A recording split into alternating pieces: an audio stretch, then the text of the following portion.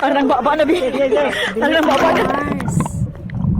Langoy ta uban kay Butanding. Na experience namo sa Oslo.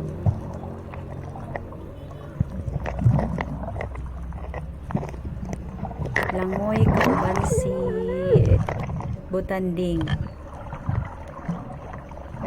Daghan kayo may dira. Natanawa, galangoy-langoy na siya, bali tatlo man ata na sila kagrup. So kami dira, daghan kayo na siya bangka. Kapalibot sa mga whales. Go.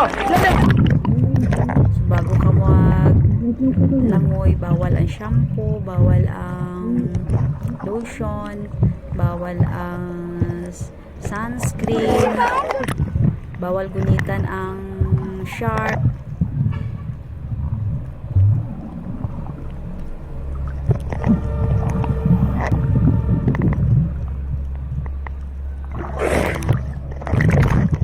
Kaso ang shark manggod magduol sa tao.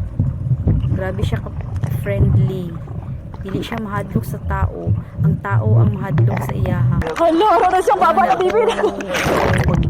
Duol sa mua ka nagaduol sa mua.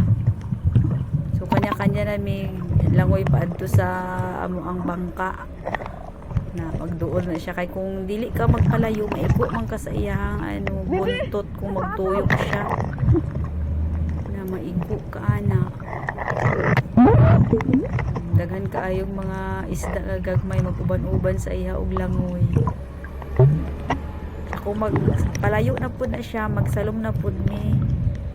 Tanawon siya sa layo.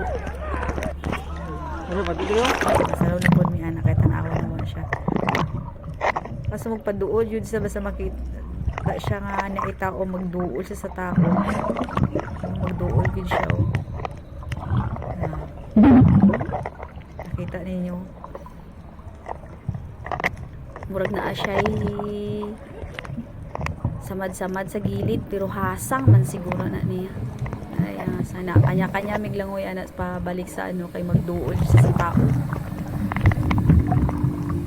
Hadlok lang kay dako kay siya baba. Naganganga siya padulong sa tao kay murag inom siya og tubig. Dili niya ginakaon ng mga isda nga gagmay.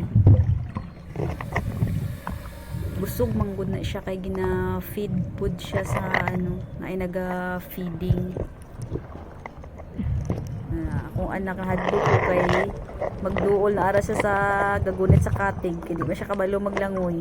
Yung maduol ang shark mahadlo ko kay basig maigo sa malusot sa iyang baba nga ba.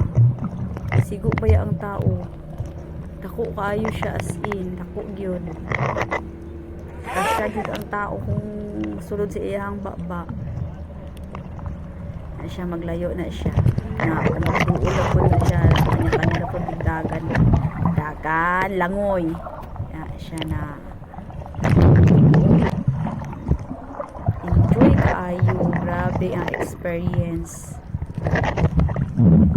Ma-enjoy jud ang mga bata ati-ati kulang mga idaran enjoy.